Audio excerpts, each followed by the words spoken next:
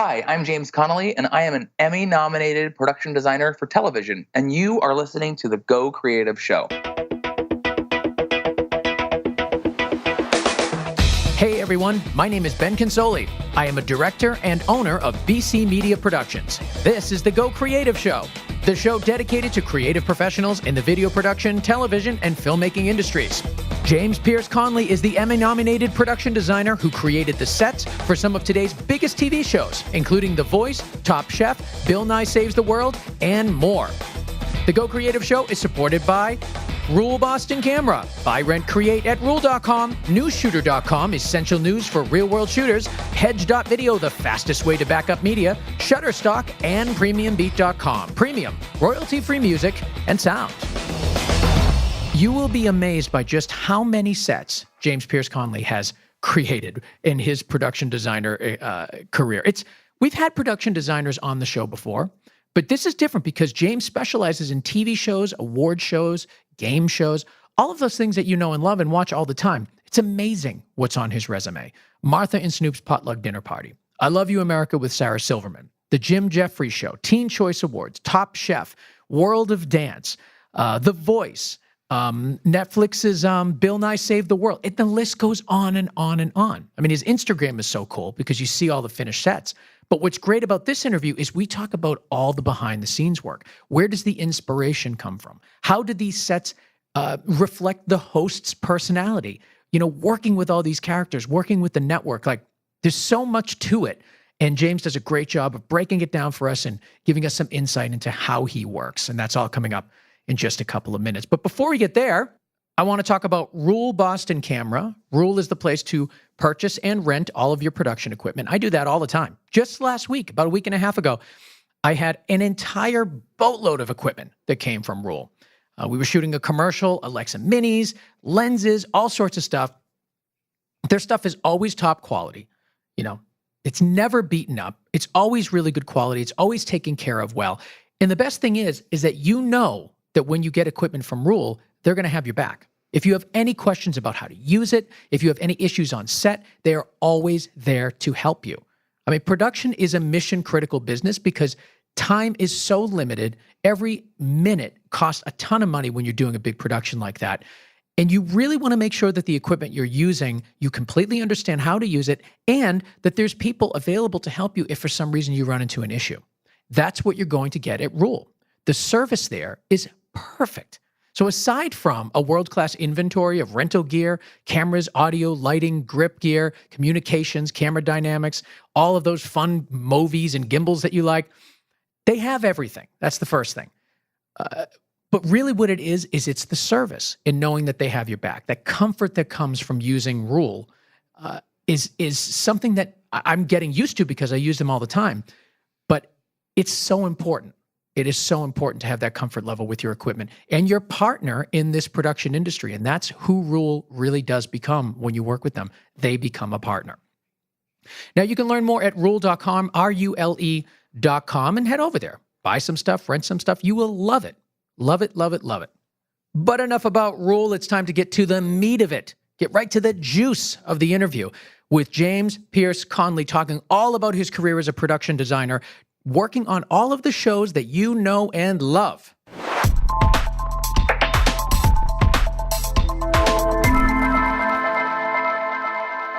So I'm here with James Pearse Connelly. He is a production designer for basically everything you've ever seen. It's like when I'm looking through your credit list, it's everything. Thank you so much for being on. Thank you very much, Ben. I'm happy to be here. This is super cool. I was telling you before we started rolling that we've never had anybody that does what you do on this show. And though we have had production designers, nobody that does the types of work that you do, because you do a ton of TV work, live event work, and that type of stuff. Yeah, it's a special little genre that I think people overlook a little bit sometimes, but I actually think it's like one of the most creative mediums out there.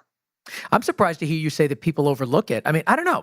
Maybe just because I'm kind of in this industry and do the podcast, I'm paying attention to set design for live events. But I almost feel like the movies is more overlooked because people just kind of think, oh, it's just a set. You're in someone's house. You don't really think about it.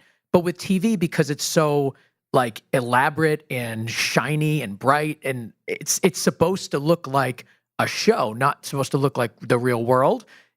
I think it's paid attention to more, but I'm curious to hear why you think that that's the case. True. I guess you're right. I mean, the abstraction and the theater of it all is really kind of attention getting. So the question is then why the heck haven't you had any of us on your show yet? Why am I the first? Well, I'm going to tell you honestly, like your PR person or your manager, whoever sent out the email like, hey, you want to have James on the show. And I looked at your site and I was like, oh my God, I can't believe, I mean, this is the way that a lot of people get on my show. I'm like, I can't believe I never even thought of this as a thing that we should be talking about. I think in that way it's overlooked. I think the design work isn't, but the topic maybe is, which is still a problem. Well, it's my honor then to shed light on our little group here that does these types of productions, because I do think it is a high form of art, and I'm kind of lucky to be a part of it.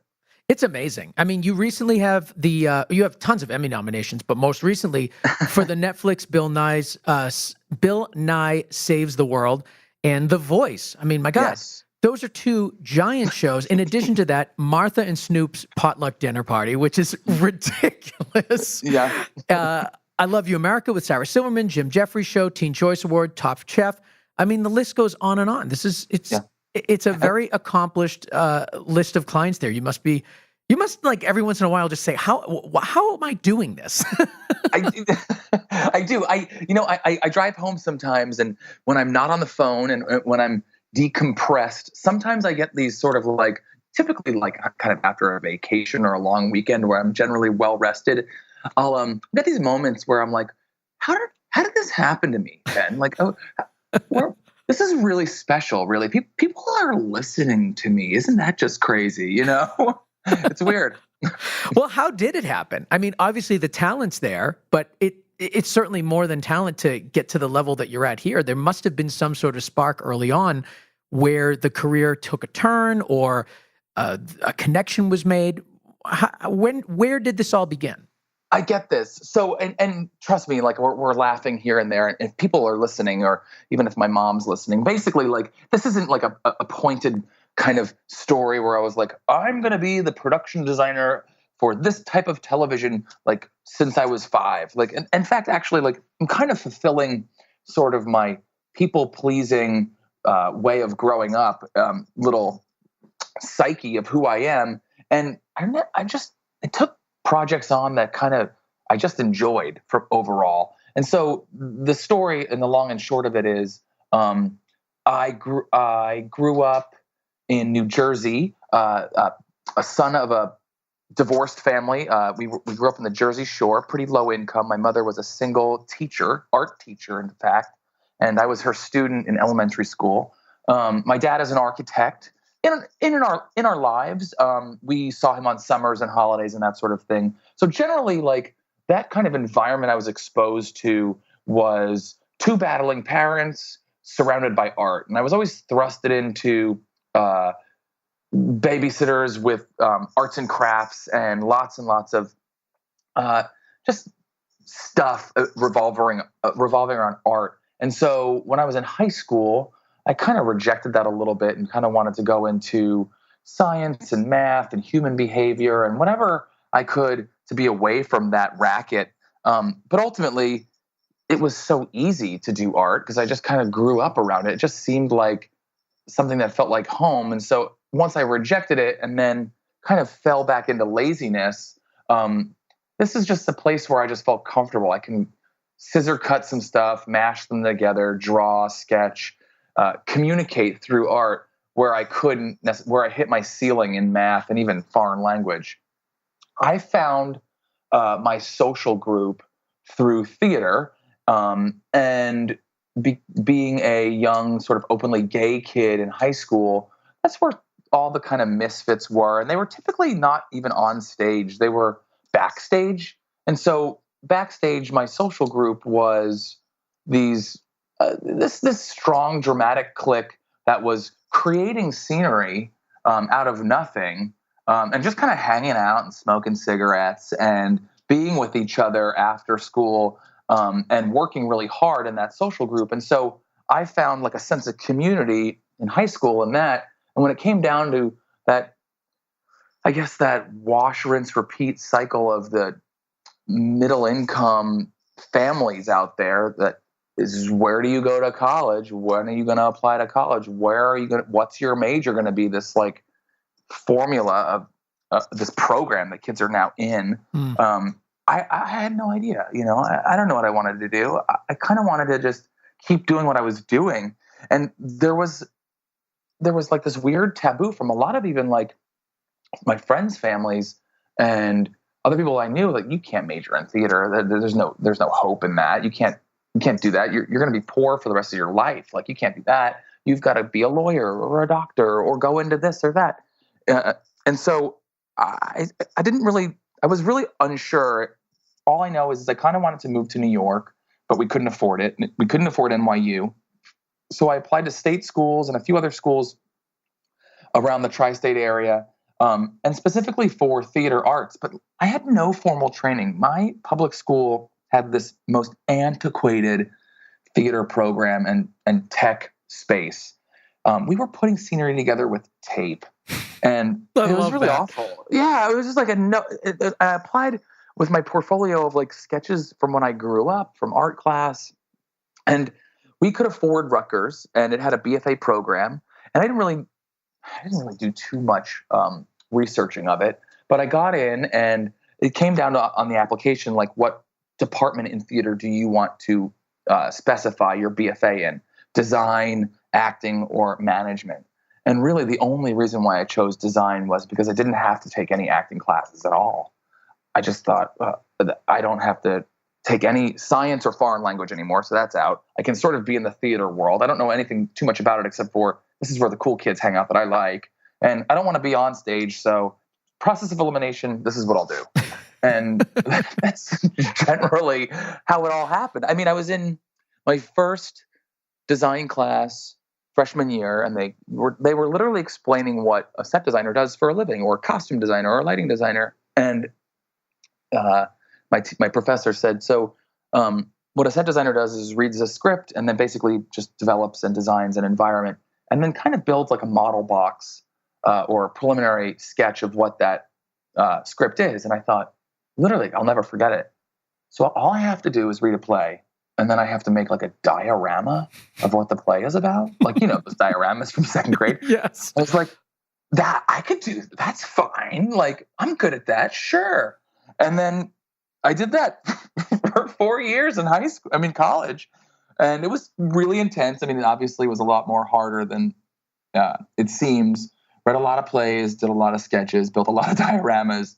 And right from there, I graduated conveniently at the time of 9/11. It was 2002. Mm-hmm. And moving to New York from Rutgers was just, why move closer to the fire, really? It was just a sad existence. And so I sent out a bunch of resumes all over to random theaters of, this is my college resume, and I can paint too.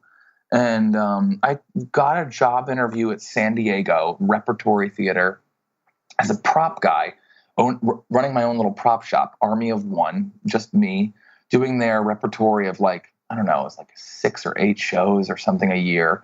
And I just took it and said, sure, why not? And I moved across the country to San Diego, hot glued, painted a bunch of props for a year and a half, took on some side work, shopping for another theater at the Globe there, and then met a friend at a wedding who said, you really like LA. You could do what you're doing and make a little bit more money up there. Oh, really? That's cool. All right, sure. You should do television. So I just saved up a little bit of money, worked night and day, shopping and propping, and just randomly moved up to Los Angeles, rented an apartment, was driving back and forth on the weekends, trying to find PA work. And again, just took whatever job came along. It was, if you think back too, Ben, like it was about 2003 or 4 when I was moving to LA. This was the height of the reality kind of boom. People were just watching that television. And it was the jobs that were out there. And I loved it. Like, I loved watching Survivor. I loved Big Brother. I loved those shows. I mean, I grew up watching Real World and Pablo getting HIV and just kind of being completely immersed in that reality and that authenticity. And so I fell into those shows, and I was really excited about working on those shows. And when I got those opportunities, and you could grow up fast. And I started applying those college skills to those productions. And so I started organizing them and drawing them and drafting construction bits and pieces for those shows, and basically taking on as much as I possibly could. So when Flava Flav was doing a house, I was art directing it for a designer, and I could get it down to a science because basically it's what I learned in college, and I really enjoyed it. So I could decorate a house or a big reality show mansion in like 6 days. I was just getting so fast and so good. And so it started with set decoration and designing people's homes or sets, really, but they were shooting inside people's homes. Yeah, it was all over the place. So the bulk of my business in the early start was doing some, like I did Simple Life 3 with Paris Hilton and Nicole Richie, and we would go to people's homes and make them camera safe. But I loved it so much that we would add a little bit more. We would put some artwork up. We would add a fake wall. Yeah. We would completely redecorate the bedrooms. And so we would just always go a little further. And then we did a lot of those of love type productions where Flavor of Love or I Love New York, and renovate a home or a location for 12 people and 12 beds and that whole competition. Yeah. And I think the science of it, from the technique that I learned in college just through theater set design, I was applying. Basically, there's really no, especially in the early genesis of a medium like reality competition or variety shows with no script, there's really no science. There's no prescribed plan. So it's just like, it's get it done and make it look good. And so I was applying all this theater set design craft that I had learned with people who were doing it at the same time, of the same nature, and kind of making it up as we went along and making it as good looking as possible. And it's just through that process that I got into the business. And then I fell into this genre and world, and I started running talk shows like Lopez Tonight. And I wound up learning so much as I went along, like how unions work, what are the restrictions of unions, and then applying that to my art. And so it is really just kind of, I just got a job and I said, okay. And I took it and I just figured it out. There was no and now I'm here and I'm taking way too many jobs, Ben. I just get through the day.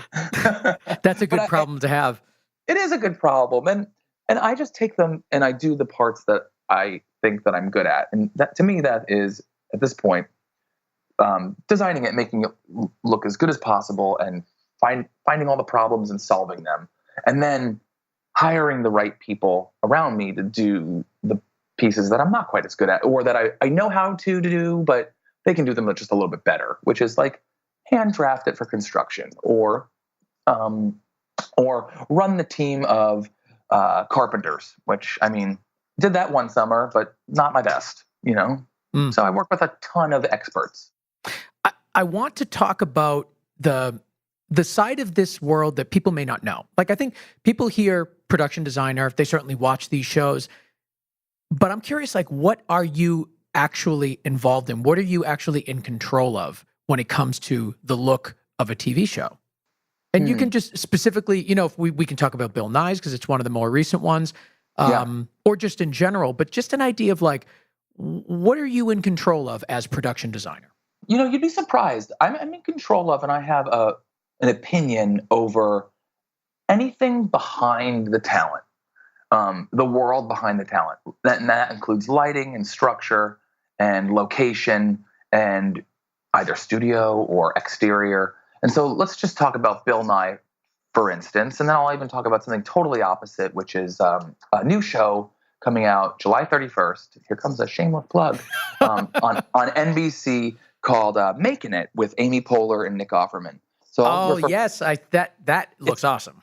It's awesome. It's super cool. And so those two shows I'll cite a little bit. So with Bill Nye, basically, Bill's world is a laboratory inside of a big loft. And that was all the genesis of me, really, and my impression of Bill and conversations of the functionality of that show. And so going back to the early parts of that process, this was Netflix's second variety show ever produced. I had interviewed it with it early on against a few other designers, and I did a little bit of research on Bill beforehand, and I knew that he liked to swing dance in Burbank, and I knew that he came from Seattle, and I knew that he's obviously his passion for science and a little bit of his educational background. I came into the room and said, the talk show format is too predictable for audiences, and I think that we should try to reinvent it. And I think we should try to reinvent it in space, because space just controls behavior. So if we're going to shoot all this science in a laboratory, maybe that laboratory is in a bigger space. Maybe we're a space in a space.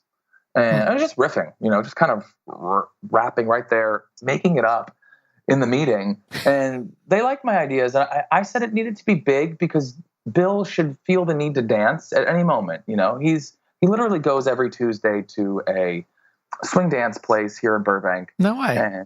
And he loves it. So, let's give him some place just like that where he's comfortable and just kind of moving and twirling around. And so that was the early start of our conversations. And from there, it's conversations with Bill and what personal touches can you add for him to be familiar. Finishes and conversations with the network and production about what feels like more in sync with the show that they're envisioning. All of that you were just saying, that's like part of your pitch when you're trying to get the job. All the stuff you were mentioning. And then from there, obviously you got the job. What is the next step after you get the job to actually making this whole thing happen? Just because I now love to do this so often, I've refined this workflow pretty seamlessly. And so there are, to me, natural steps in this whole process, as detailed as involved as it is. And it involves like an army of people around me. But let's just say, so the pitch goes well. And for instance, sometimes producers pitch me and I don't even have to say a thing. And you go, hey, this is the show. Nice. This is what we want. And you're like, oh, okay, great. So I'll just design from here. But so we're away we go, and we're starting a production. And so I'll just basically start pulling a ton of imagery. And typically I'm at my desk and I'm either going through my iPhoto library, which is like the last few places I've been to, like Palm Springs and Cabo and France. And I'll look at Pinterest, and I'll look at Google Images, I'll look at Tumblr, and I'll look for places that invoke the same response that I feel about the show. It's warm. It's like this style, Art Deco. It feels like Seattle. I'm like pulling, it feels like Seattle. Bill Nye loves Seattle. He's from Seattle. What is he like in Seattle? REI headquarters is in Seattle. That famous restaurant over there is in Seattle. I'll pull that stuff, and I'll just start going into like little rabbit holes of, what did they build this year in Seattle? What boutique hotels? Who's designing in Seattle? What's Seattle all about? What are those industries? The tech industry. And oftentimes these industries that pop up, or these hotels or restaurants, these unique regionalisms or whatever I'm in. This is, for instance, Seattle, because Bill said I love Seattle. I find so much character there, and I just curate, 24 or so images, and I print them out. I put them on a dry erase board above my desk, or I lay them out on my desk or on the floor sometimes because I'm a mess. And I'll then choose, I force myself, I literally choose like 6, and I put the rest of this aside, and I just sketch out, I let my hand go, I sketch out a little bit of a floor plan on how I think, or how we've discussed how the show works. And I just look at the images. And then I send all the images over to the client, and we get on a phone call, or we meet, and I hear what they don't like. Basically, I hear what they like, but they never know what they like. Yeah. They like one thing, and the next day it changes their mind. But what you're specifically trying to listen to is what they don't like. And you're, okay, well, we definitely don't want that. And then I'll take away all that information, and it's strange. I guess it is like cooking in a way, where you kind of just mash it all together in your head. You kind of taste it. And it takes me a couple days, because I think it's important to stop what you're doing and do something else, and then look back at it, because that fresh look kind of solves problems. You don't want to get too carried away. Anyways, you send over your first pass, and it's as far as I've gotten in a timeline. So I try to get as far as I can in a couple of days. And whether it's pencil sketch or an all white 3D model or like a fully developed color illustration, I send it all over to them and I get their feedback. And this is where then the back and forth sports game of they don't like this, they like this happens. And it really is just a conversation and hearing them out, and whether the client is rude or not, or they want to participate, or they just love it, it's your job to then become not just this artist of mashing it together, but like more like a translator and a people pleaser to kind of get their vision and them in love with yours. And so it's this dance of maybe 4 or 5 passes. And that can happen in the course of 4 or 5 weeks or 2 weeks.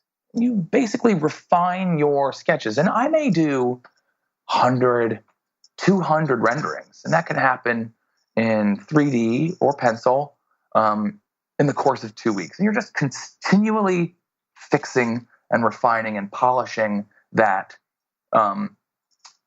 artwork.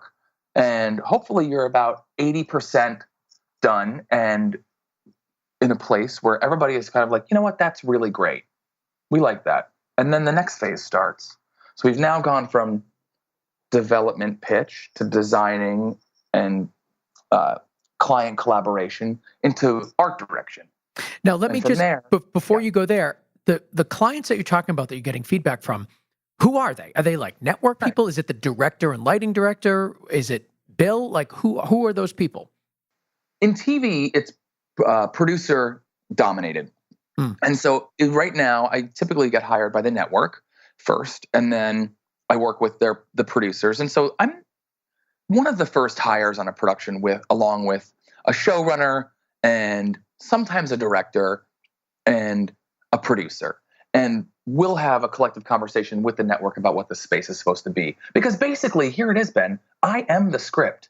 Like, I am the situation. I'm creating a world for all this to exist. Yeah. So it's important to carve that out initially. We can get the director and the camera work involved secondarily. Mm-hmm. So the client is producer, network, and talent. So just a moment ago, right before you, I had a call with Kelly Clarkson and network and producer. Wow. And we were just talking about couches and talking about environment. And it was exciting because we're just all collaborating together. So that's sort of the client, I think.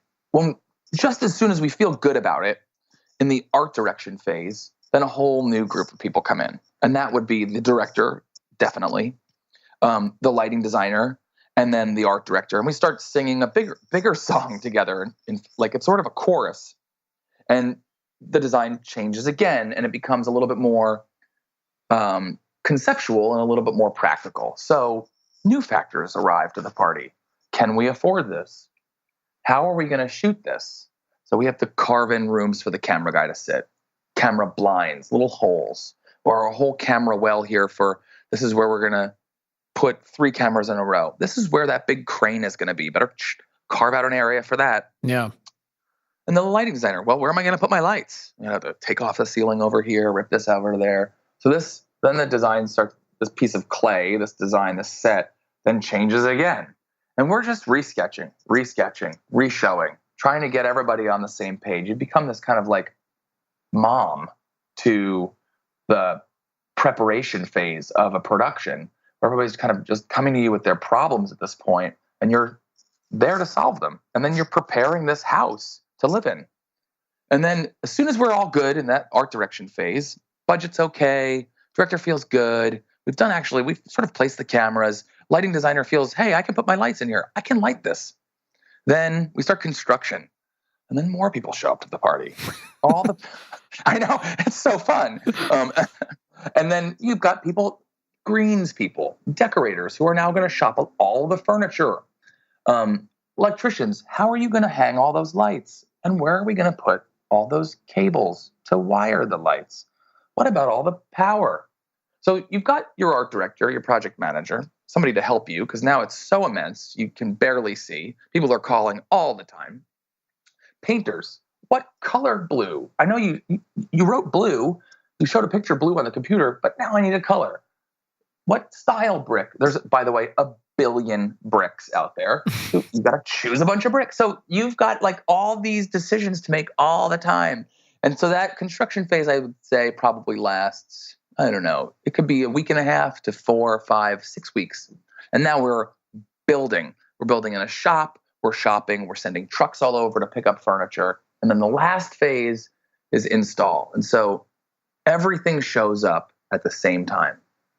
All the scenery, all the painters, all the stuff, trucks of furniture, all come into this very choreographed schedule of, well, let's put down the flooring first, then we'll put down the walls, then we'll hang some of the lights, then the lights will take a break, and then we'll add furniture to the set, and then the lights will come back, and they'll point the lights in certain directions, and then the director will show up, and then the cameras will come, and they'll point the cameras at the places, and then the rehearsal actors will come, we'll practice the camera moves, and the real actors will come, they won't like something, we'll change that, and then we'll rehearse the whole show, and then we'll shoot it. And it becomes this incredible organism. And people are just, it sounds insane, but people are just used to it. And I am there throughout most of that process. It's such a headache at that point. I try to skip the beginning, and I'm there through the middle. And I'm definitely there in rehearsal, helping most of the issues because everybody's there now seeing everything for the first time in real space and in real time. So I'm there helping solve the problems and also get people really comfortable in the space. You know, there's an initial shock value when you first walk in, and you have to guide and give tours through the space, actors especially. Here's your couch. Please sit on it. You don't like that? Let's try another one. How does that feel? This one feels taller. You're feeling more upright, right? There's a lot of that. And then when the moment we start rolling tape or shooting it, I'm basically done. And then I get to sit back and wait for it to come on TV or get a call and say, when they're on shoot day 3, something isn't working out and solve another problem. But that's typically the process. And I'm going to scare you. I do about 5 or 6 at a time. So wow. It's kind of crazy. That sounds incredibly overwhelming. Jesus. Yeah, but to be doing that many at the same time, I mean, that's crazy. It's crazy. And they do all fit together. And I do believe that, you look at these giant paintings and you go into a museum and you're like, holy cow, that's huge. How did he do all of that?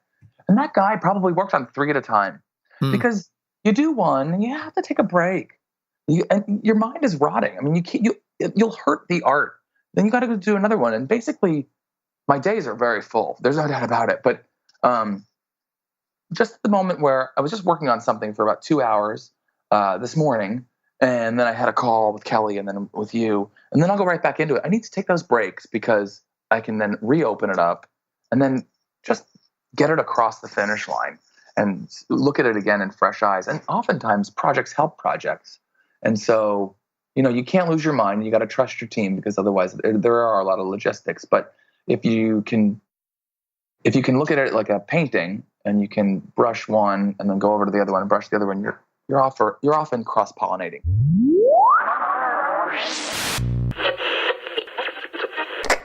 I want to take a minute and talk about Hedge.video. What is Hedge? Well, Hedge is the backup software for filmmakers. I use Hedge constantly. I use it on set. I use it in my office. I'm using it all the time. And the reason I do it is because it gives me peace of mind. And it's super fast, right? For me, it's all about peace of mind and speed, and you get that from Hedge. Think about this.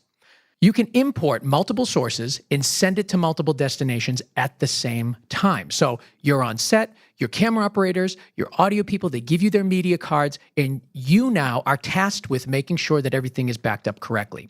And if you're like me, you don't just want one backup, you want multiple backups. And that is where Hedge.video really does shine. I keep saying Hedge.video because that's the website. It's just Hedge.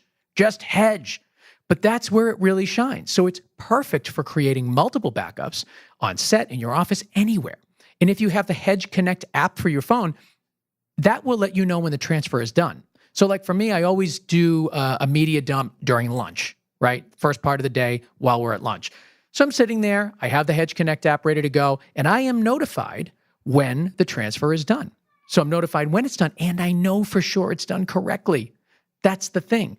Now, they continuously update the app. So no matter when you're listening to this ad, you're going to know that they are working behind the scenes making the app even better.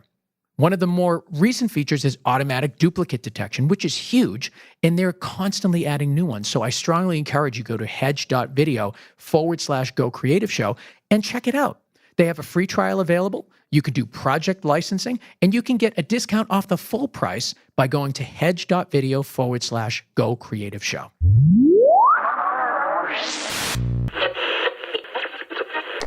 As you're designing, you must already kind of be thinking about where would the cameras go here? Where would the lighting go? Where would the wiring go? That must already kind of be in your mind as you're designing now. Do you find that limits your design? Does it enhance it? Does it change it in any way?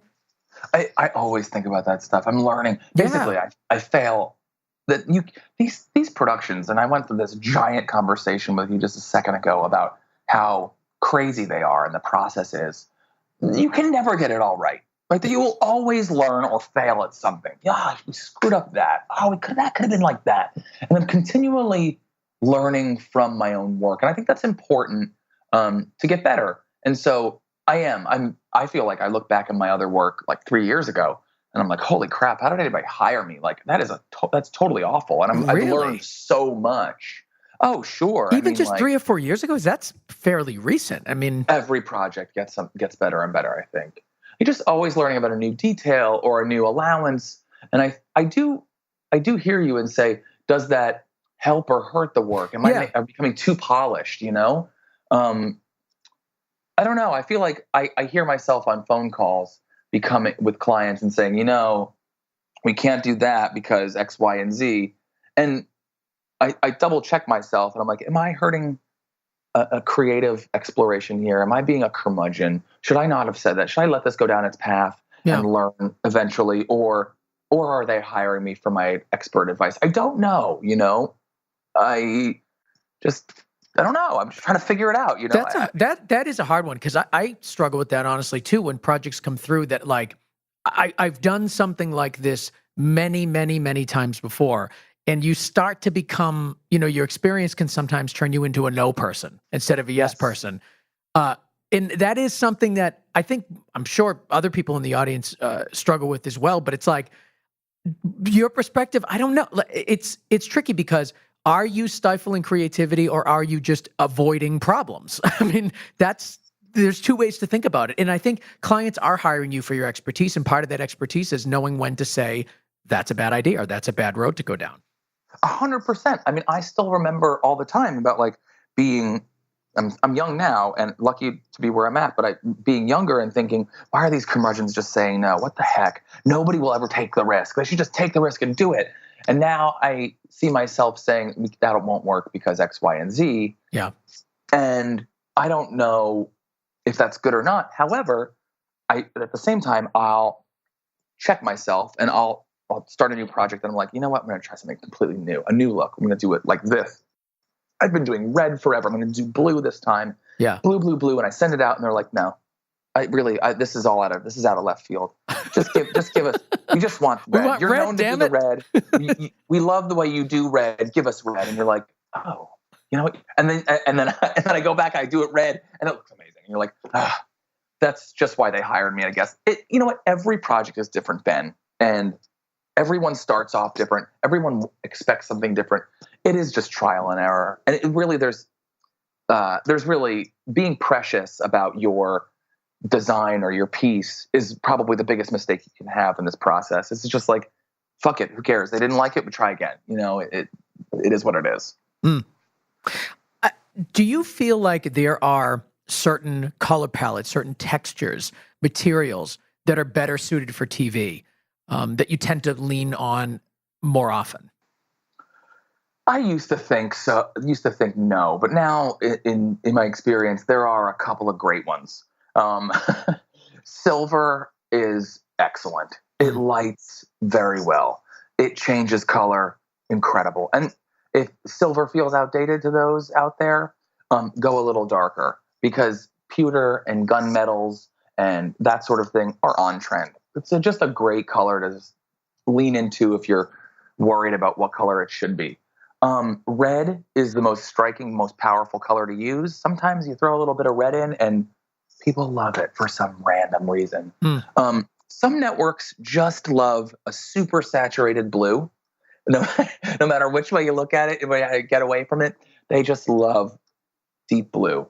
It's amazing. And then I think purple is a great, it's a warm, what do I say? It's a warm, cool tone. It's when somebody feels indecisive or a client feels indecisive about a particular color palette, I generally start with purple because it's kind of a warmer blue, strangely enough. And it always feels, it resonates. There are a lot of film rules about green, and I love green, but green gets a bad rap in television and film, so I generally don't like to use it, even though I love it and I challenge people to think outside the box. I do know that green, when placed close to the talent, when you hit light with green, it generally bounces green back into the talent's face and creates a really ugly complexion. So that's probably a fair warning about green. And their colors, I mean, like orange and yellow, I mean, like, not as good as red and blue and purple. They're always they're crowd pleasers. Yeah. And I'm looking at your images here on your website, jpconnelly.com, and I'll put a link to that in the show notes. And I do see the little pops here of red. You know, I see a lot of wood tones in here, and I see that little bit of purple. But yeah, the colors that you are saying you usually avoid, I'm seeing avoided here. And I mean, the work is so great. Oh, thanks. So it's, I mean, you look through this and you're just like, wow, how did somebody do this? Because there's so much detail and there's so much to it. And it has it's also on brand. It's not like you're just doing somebody's house. You have to support all the brands and the personality of everybody in there. And I think one thing I wanted to just take a couple minutes talking about is the Snoop and Martha Stewart show, because you've got two brands there, two very well-established brands that have to work in concert. And I think you did a fantastic job on that one. I'd love to just get a little bit of insight into how that design came about with those two big personalities. Gosh, I mean, this show came out so fast. They were having a hard time with the previous designer, and it came out of nowhere. And so it was a bit of a run and gun, and it was a late night. I drew it with pencil first and then modeled it in my studio very quickly. It was really about putting two kitchens together and making sure that they were identical in shape and gesture, profile, and then all the textures being completely streamlined for each personality. So that's the Snoop side and the Martha side, and what Snoop's tile looked like versus what Martha's tile looked like. So when you set up that relationship, there was no question on how the rest of the set should be. It was, oh, that's easy. Okay, so what is Martha's favorite tile? Elongated white cream or cream subway tile? Great. She loves a shiplap. She loves like cream molding. Fabulous. What does Snoop's? I just started with a big house gesture and putting two kitchens side by side. It was really simple, and then mirrored them identically, even down to the island and the stove and the fridge. But then I had fun with all the finishes. Yeah. So Snoop's refrigerator was gold instead of hers was silver. And then I could just play up a little bit of the comedy and those subtle details. So Snoop in his cabinetry had one that had a glass face with a kind of a growing a weed farm inside, and she had floating shelves carefully curated with copper. And yes. It was so fun to do, you know. She had a wonderful, and she got very involved too. She had a wonderful faux bois wallpaper on her side, and he totally had this crazy wallpaper that was like psychedelic and finished with pool tile that was glass. So it was really kind of, it was, the process was, once it was crafted down to its little science of this side versus this side, there was really no question. You could basically go to the talent and ask their opinions on, you know, what should your side look like? And the only time they ever really mixed together was in the flooring. So I chose two pieces of two tones of hardwood and herringboned them together, which felt like a nice marriage and pattern. And I put an olive tree in the middle because it represented metaphorically like a bit of peace. Yeah. So if each side was battling each other, we just stuck an olive tree in the middle with Christmas lights. Do you have like a trademark or like a little thing you always put on every set? A little bit of an Easter egg? Oh, I don't. Well, I really should. don't. That would be fun. It's just no, that's a good idea actually. You got me smiling here. No, I don't. Maybe I should. I really I know some things that just generally work that I tend to gravitate towards a lot. I'll use Christmas lights all the time, white lights all the time. I use LED tape all the time. Yeah. But exposed light bulbs, I use a lot of different lamps. A lot of people work with me said, I learn about lamps from you because I use tons of different wall lights and pendants. But it makes it feel homey. There's tons of practicals everywhere. I'm seeing that in all your designs, and I love it. I mean, it makes stuff just it kind of tones down the, I don't know, it sort of makes things a little bit more real world and a little bit more homey, and it makes the environments feel like this person is comfortable there, like they should be there. I agree. They're like layers. They require a little bit. They add a little bit more finish and detail. They also speak about style. And I used to say they're camera magnets. Cameras always go right towards a lamp or a window. Yeah. But basically, when I watched this documentary the other day on Netflix, it was about like how humans developed out of like amphibians or whatever it was. And the eye just gravitates to whatever light emitting source. The eyes are developed out of like sun registering light. And so there's no question why cameras always gravitate towards windows and lamps. They're giving off light. That's what shoots best. And so I'm always popping in windows and lamps because it just makes it much more shootable friendly. Shooting friendly. Sure. Whatever I said. You've done multiple seasons of The Voice. And yes. How are you transitioning from season to season, keeping brand, but also keeping it fresh? This is a big challenge. Oh, gosh. It's a good question. The first, I would say, 5 or 6 seasons of the show, we're just trying to figure out what the show was and the story that we were telling for the artist and the journey to become the winner of The Voice and to get the chairs to turn. And so we were just developing this journey and the artist's point of view. And it wasn't until season 10 where we figured out where that was really and specifically.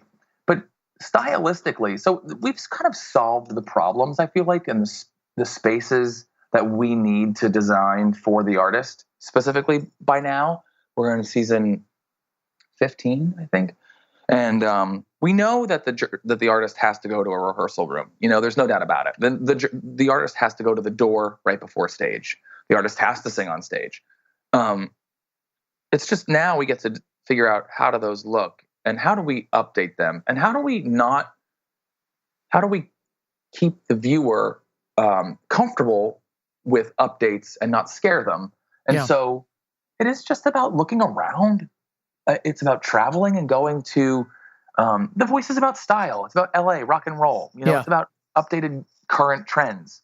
And so it's about going to a restaurant and seeing what's on trend and checking out furniture and seeing what colors play with red, the iconic Voice red, and seeing what I use a lot of street art on The Voice as inspiration because that's indigenous to Los Angeles. And it's about looking at very influential artists that are painting big murals and seeing what we can do to bring that onto the show and giving the show, an artistic home base. And so we can create things in these spaces. And so I'm looking around, I'm taking photos with my phone. I'm on Melrose, I'm just sort of shooting, or I'm in Highland Park and I'm like, that's a cool taco spot. Let's go inside there. Oh, look at that. I'm just being curious, I guess.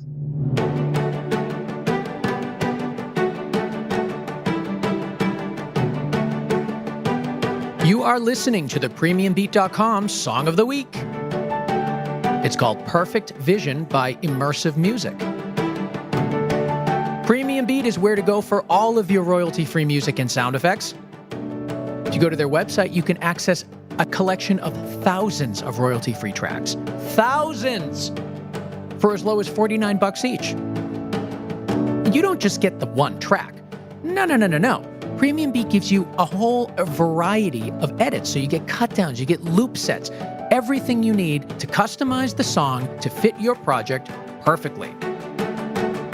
But all of that means nothing if it weren't for high quality music. That's the most important. And that's what you're going to find at premiumbeat.com. Music that you love, music that your clients love, music that makes your project better. So head over there, premiumbeat.com. And lastly, let's talk about Shutterstock.com. I use Shutterstock in kind of an unusual way. Obviously, you go to Shutterstock for royalty-free video clips. They have music there. They have tons of photography there. But I use it for inspiration, which I know might sound a little bit strange. But honest to God, I go there a lot just to look around because sometimes it's like I just need to see different things to kind of get my mind going, to pull me out of a rut maybe. Or if I have to make director's treatments, or just throw some images together in a mood board or something, I use Shutterstock.com to get those assets. I really do. They have over 8 million royalty-free video clips, and many of them are in 4K. So all you 4K people, don't have anything to worry about. With over 80,000 clips added just this week, there is a lot to look at. And if it becomes overwhelming for you to look at it, don't worry, because they have masterfully curated collections right there on their site. If you go to shutterstock.com/video and check out the collections, they're in a whole bunch of cool categories, and it's a great, easy way to find what you're looking for. But even if you just go to the search bar and type in whatever you want, click away there, you're going to be faced with a collection of really, really great, high-quality footage, because that's what shutterstock.com is all about. You can save hundreds of dollars by buying video packs versus just individual clips, and I strongly suggest you do that because I do that all the time, and it makes a huge difference in the costs. But it's all about quality, and that's what you're going to find at Shutterstock. That's why I go there constantly, all the time, especially when I'm looking for stock video and music, but also for inspiration, as I explained earlier. So head over there, shutterstock.com, and check it out. I know you're going to like it. All right. It's time to wrap up this interview. There's still so much more to talk about with James Pearse Connelly, and it's coming up right now.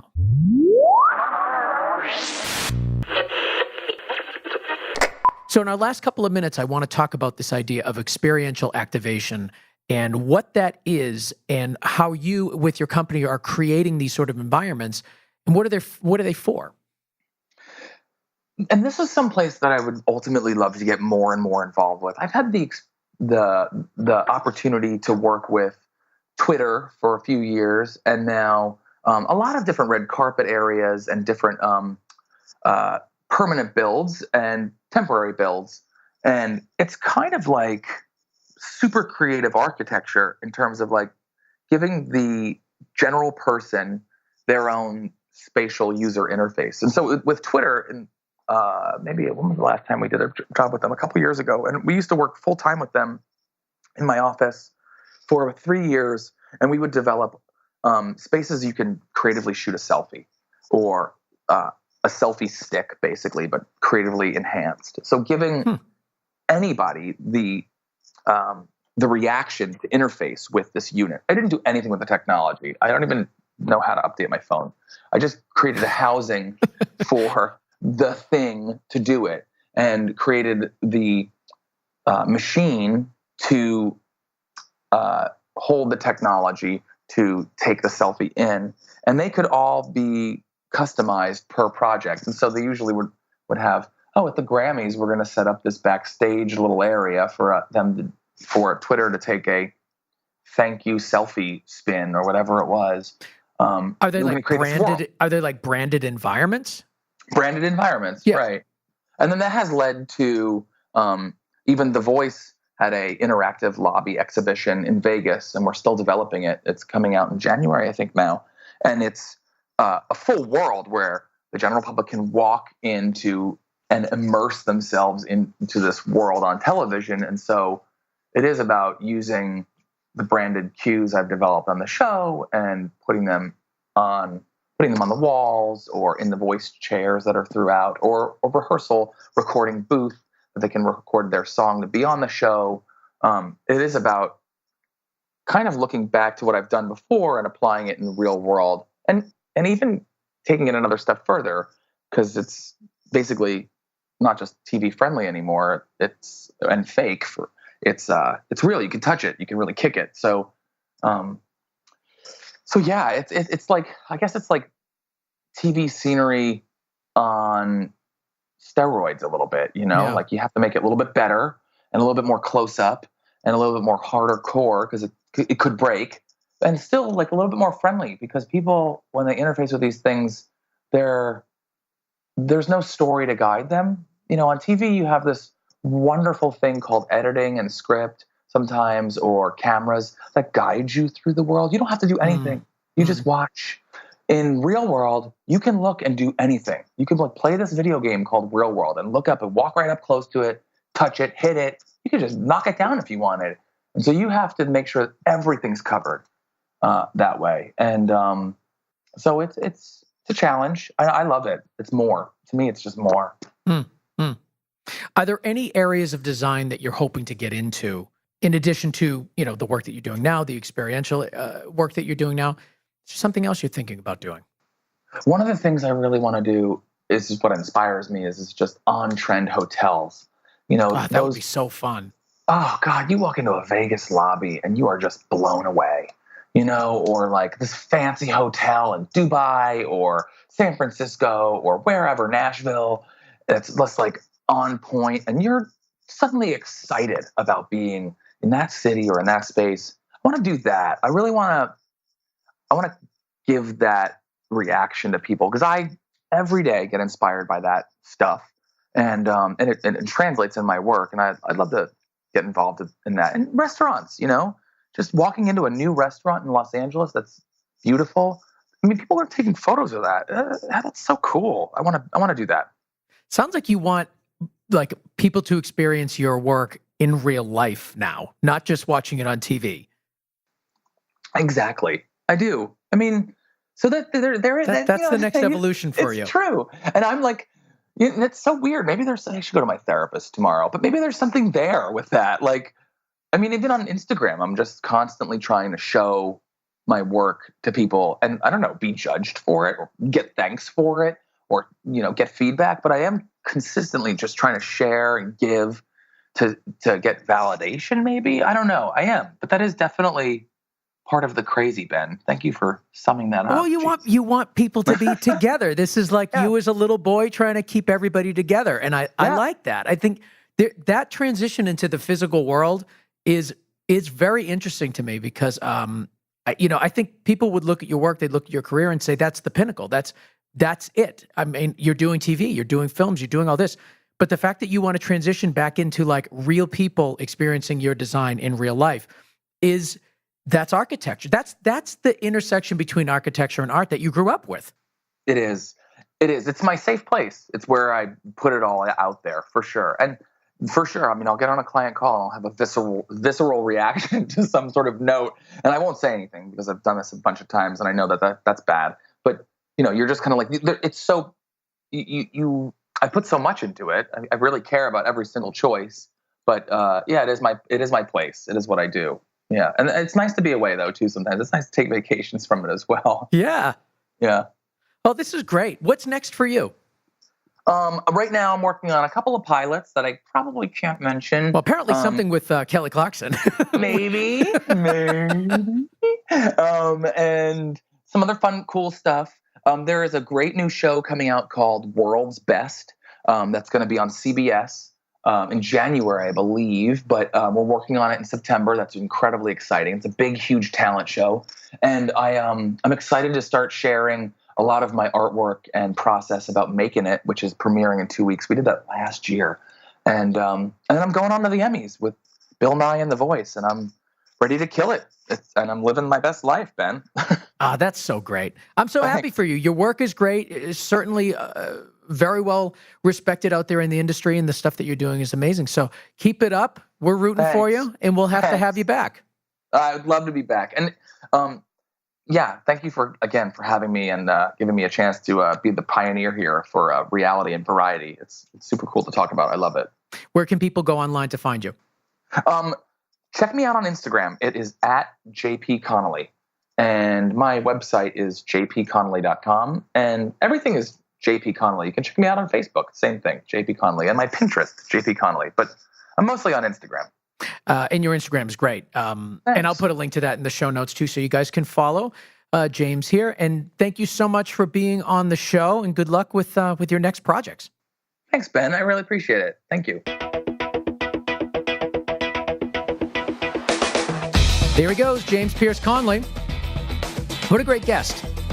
And what a fantastic resume of stuff. It's like, now, after this interview, anytime I watch anything on TV, I'm going to be analyzing and thinking about that set more than I ever have before. You've gotten into my head, James. You know who else is in my head? Matt Russell. Why? Because he mixes and he masters and he makes the show sound so good. And he can do the same thing for you. So hire that boy. You can find him at gainstructure.com and on Twitter at gainstructure.